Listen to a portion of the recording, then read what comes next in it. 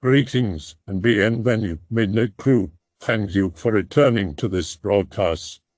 And welcome to new viewers joining us for the first time. If you like a video, then feel free to subscribe. I don't come here, but I thought you would like to know this. I will not bump this. I will not respond. But I need to tell someone. I have a 1.5-year-old nephew. We play all the time, and he is a jolly little kid with a Charlie Brown head and a lot of energy. When he first started talking, he would say things silly. Popeye is Poopeye and Seahorse is he is horse. But one thing he would say no one remembered teaching him. Geppo. We would constantly ask him what he meant. We thought maybe good boy or hippo, but he can say these words on their own. Whenever he says Geppo, he stops in his tracks and stares at something and points and says, Geppo. His mother assumed, like we all did, that it is a nonsense word he uses to describe something he does not know. I thought that, until 3 days ago. I was holding him playing a naming game. I will point to something and ask him to name it. Fan, light, etc. I pointed to the door and said, What is that? He whispered, Geppo. I said, No, that'd do, and then I noticed it. His eyes trained to focus on something between the actual door and himself. He then followed the thing with his eyes up to around 8 feet, which would have looked as if he was just scanning the far wall and looking up at the ceiling. But I knew he wasn't. He gripped me tighter and said, Geppo. I took him outside. I'm not sure what to do or what's going on, but I had to tell someone. I'm not even sure I'm spelling it right. He says Geppo like gecko, but he can say gecko. Good night. I feel a bit better sharing this. Thanks. Me, my mother, and my brother moved into a rented house when I was about 15 years old. I felt pretty confident about it, considering I was the one who found the house on Craigslist in the first place. It was everything a 15-year-old could want. It was 2-story, huge, complete with 5 bedrooms and a fireplace. I had never lived in a place like this, but there was something strange. I noticed it right when I moved in.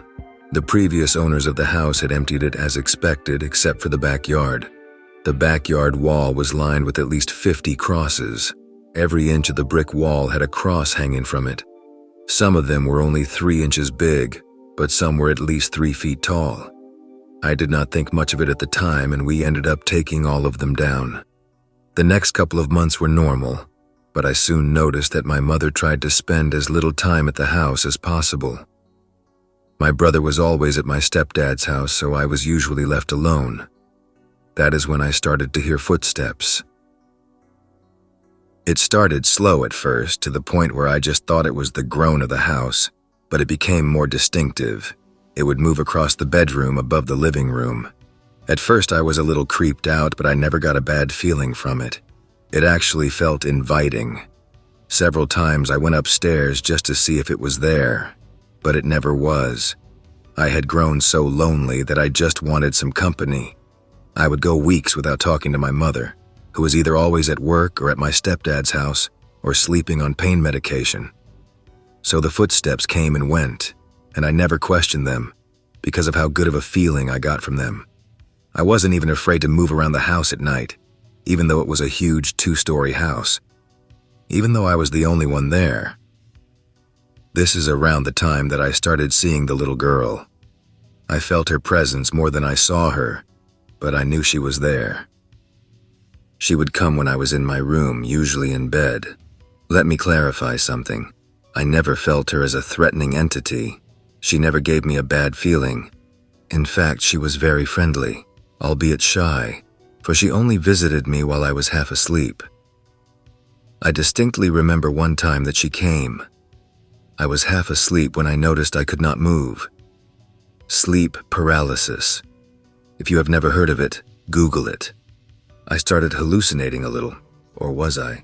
And I felt myself roll down the side of my bed in slow motion.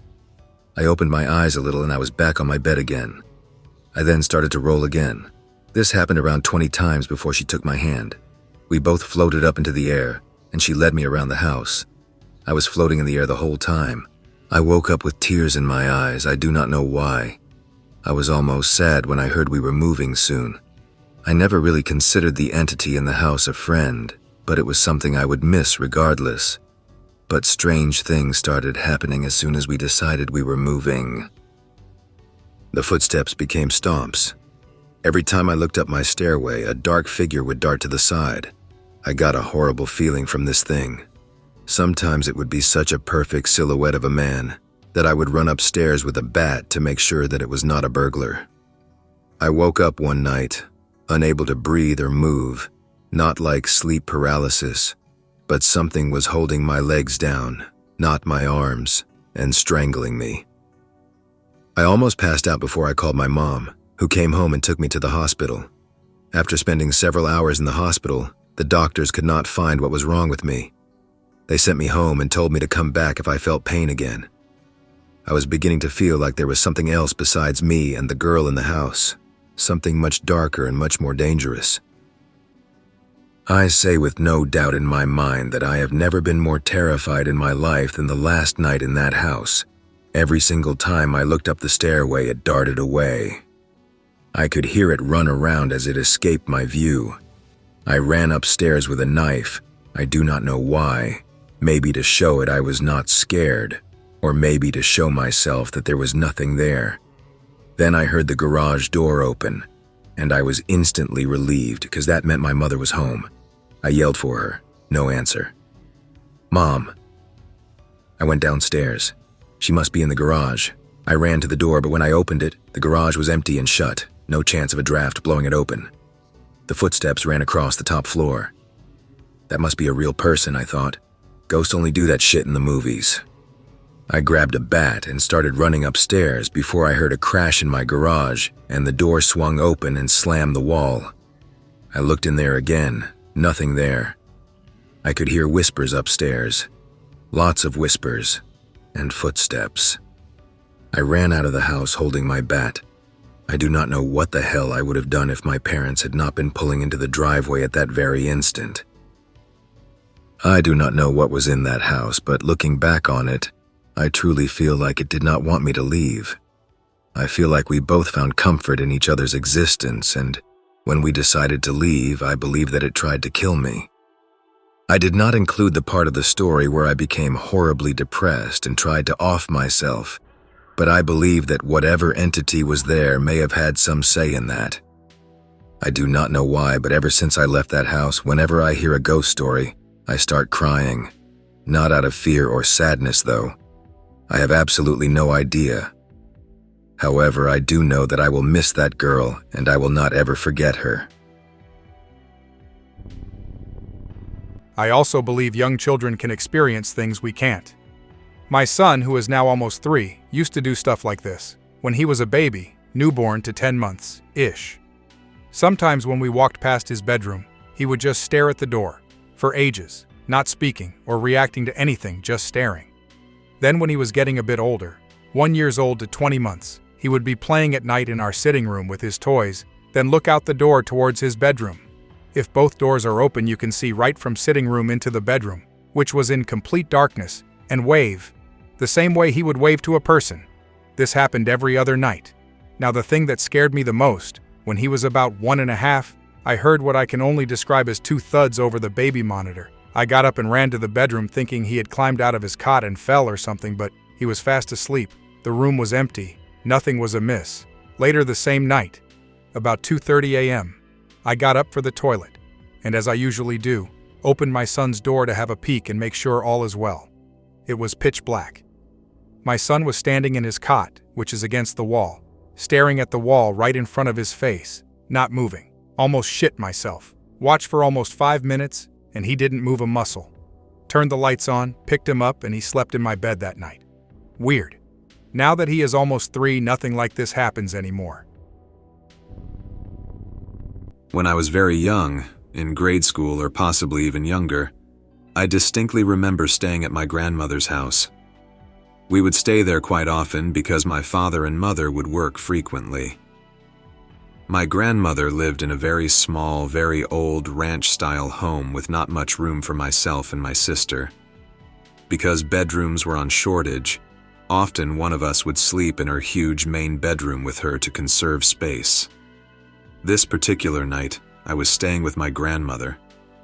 She had crawled into bed rather early and had fallen asleep, leaving me lying awake at the other end of the bed, staring up at the ceiling. Out of the corner of my eye, I thought I saw something moving. At first, I thought my eyes were playing a trick on me. As I paid closer attention, I noticed her closet door was slowly sliding open. There, very slowly, a long, gaunt, pale arm extended outward and did a beckoning gesture with its fingers, as if saying, "Come closer." For some reason, and I don't know why, I knew the hand was female, and I felt like it was exuding a very motherly presence, as if trying to imitate my own. I threw the covers over my head and whimpered myself to sleep. The next morning I told my family, but they told me I was simply making it up or dreamed it. But I'm sure I didn't. I never slept in that bedroom again. I think the worst experience I've ever had was when I was a child. We stayed in a house that was definitely haunted, but we weren't threatened by anything. Until one night. I had trouble sleeping, but didn't think anything of it. I finally fell asleep, and the dream I had was the worst dream I've ever had. I just remember black, in every direction, except enough light that I could see myself.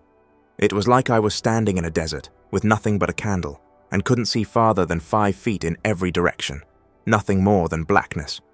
I remember being able to comprehend that I was asleep, and it scared the ever-loving shit out of me. All of a sudden, an extremely white face appeared in the distance, slowly getting closer and closer. I became paralyzed and couldn't run from it. I just felt extreme dread as it increasingly got faster and closer to me. When it got about 10 feet away, I about had a fucking heart attack and awoke. But here's the worst part. When I awoke, I saw the exact same face by my door to my room, still slowly floating towards me. I was still paralyzed, and the fact that I couldn't move or react to it made me piss myself. I remember struggling really hard to turn my head and look away from it. Finally, I broke line of sight and woke up. I looked at my door, and it was gone. I teared up while typing this. I'm 21 years old now, and I will never forget that dream. Here's a little tidbit of the strangeness I've encountered. It was 10 years ago, and I was in my first year of college. I was 19 and didn't give a shit about the paranormal, writing all of it off as superstitious nonsense and old wives' tales. One day that mindset came crashing down around me in a very eye-opening and frightening way. It was a Sunday night in May, and I was asleep, dreaming about being on the old school bus that I used to take to school. The bus was in transit but was empty save for myself and a friend from high school that had been dead for nearly a year at that point. I was sitting in the small one-person seat at the far back end of the bus, and she was sitting in the seat in front of me and turned so that we were facing each other. She looked exactly like I remembered her in school, but she had a very sad look on her face. I asked her what was bugging her, and she responded with, "Why didn't you tell anyone?" I was confused, so I asked her to be a bit more specific. She then flipped out with a scream that I swore I could feel bouncing off the walls of my room. It was nearly 3 in the morning at that point. Then the phone rang. I answered the phone feeling a bit out of breath but shrugged it off. Calling me was an ex-girlfriend who sounded like she too was out of breath but with more obvious hints of scared shitless. I asked her what was bugging her. Hair on the back of my neck stood on end, remembering what happened the last time I asked that question. And she explained that she just had a dream about the very same dead friend from school that also ended in horrific screaming. I told her to get dressed and meet me at another mutual friend's place.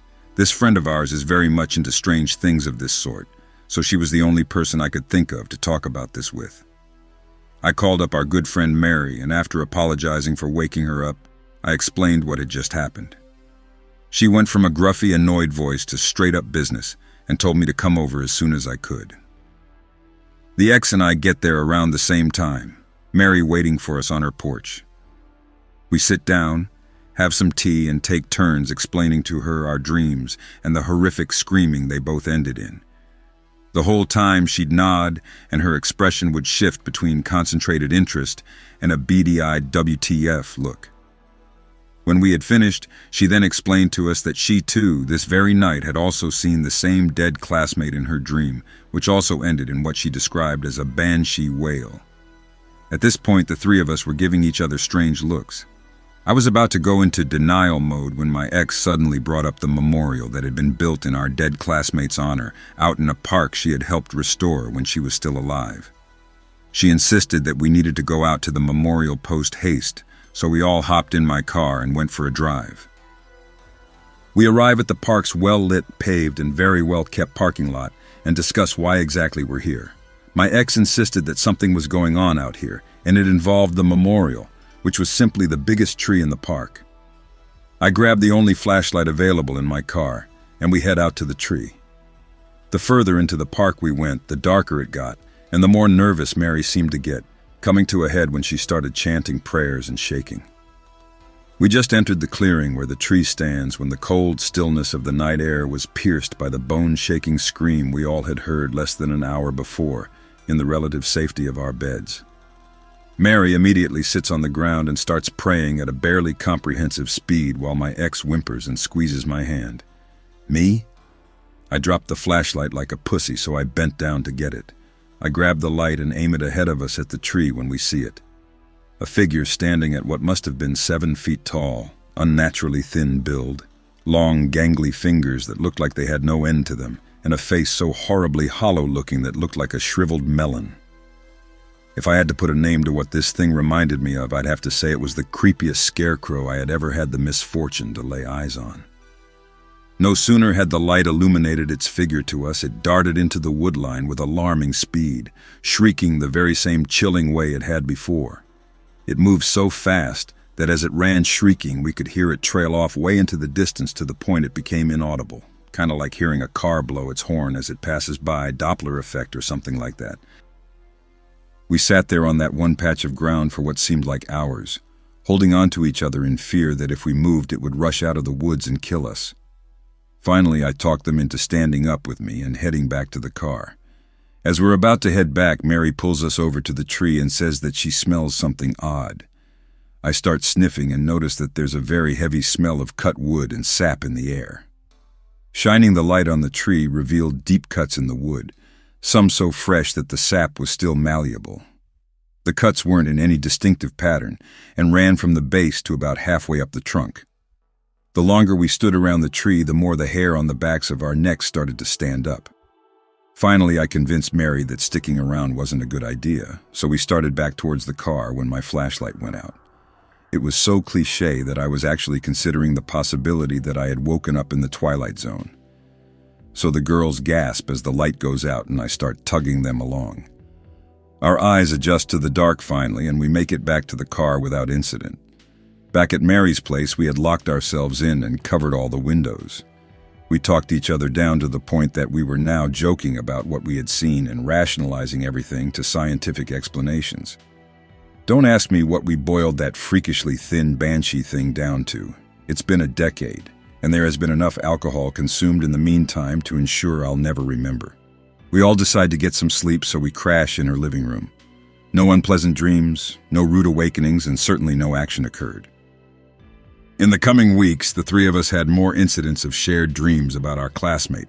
However, she went from asking and answering questions to just being a quiet, static figure that just stood around being creepy, and eventually she stopped showing up altogether.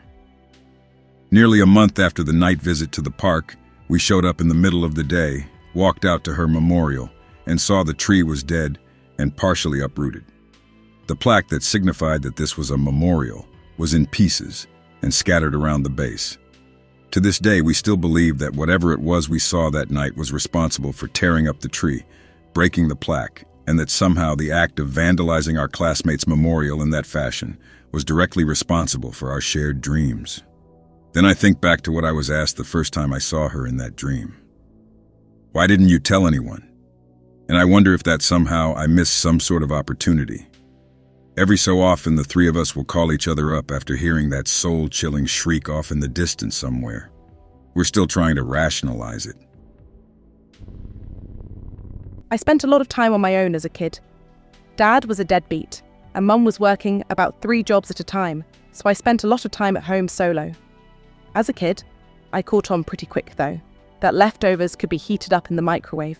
The TV was an acceptable babysitter, and don't mess with shit, or Mummy will beat your ass. I had a really terrible fear of thunder as a little girl, so when I was home on my own at night and a storm was going, I would huddle under a blanket, hide under the coffee table, and cry and wait for it to pass. But this only happened a few times until Grizzy showed up. I don't recall ever really seeing him as a full, actual bear. I only got bits of him at a time, from what I can tell. I definitely remember a bear head and bear size, and brown though. I may have just filled in the blank parts as bear for simplicity's sake. Keep in mind, most of the time he was around, I had my head in the blanket. Also, I was like 7, so a positive ID isn't really likely here. I remember feeling his body heat though. I remember he would lie next to me, by the coffee table, and I could feel warmth coming off of him through the blanket. It was so comforting. What was most soothing about him though, was whenever some thunder would rip out, Grizzy would roar right back, like he was arguing with it in my defense. I'd fall asleep sometime during the storm, and while he was never there when I woke up, I always had good dreams on the night Grizzy showed up. I saw him from around the ages 5 to 9, probably. Then we moved, and I seemed to outgrow my fear of thunder, so I didn't really need him as much. I did, however, suddenly become very anxious of bears. When I was about 8 or 9, my family and I used to live in an old Victorian house that was also used as a funeral home when it was first built. It had a very weird design, too. It was like a long hallway with rooms on the side.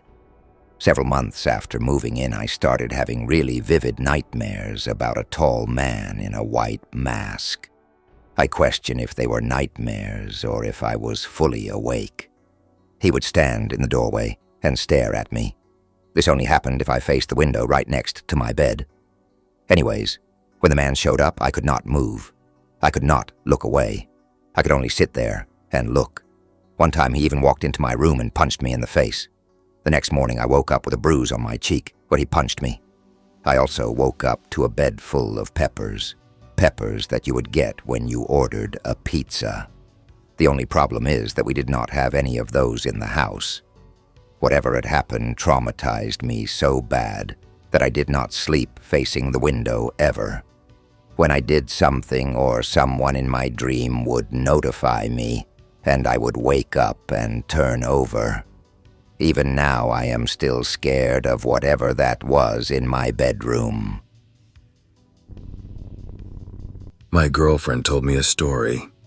This wasn't like a ghost story. It was like a cry for help. See, she has had so many paranormal encounters that she can't even remember them all. They believe her sister is being followed by something they all describe as the tall man. Now my girlfriend Kay, her friend L, and her friend's little 5-year-old sister C were all sitting in Kay's house. Kay and L were watching TV while C was playing with her newfound imaginary friend. Now she had never had an imaginary friend in her life, until now. She had always been a very social child, but now she was talking out loud to it.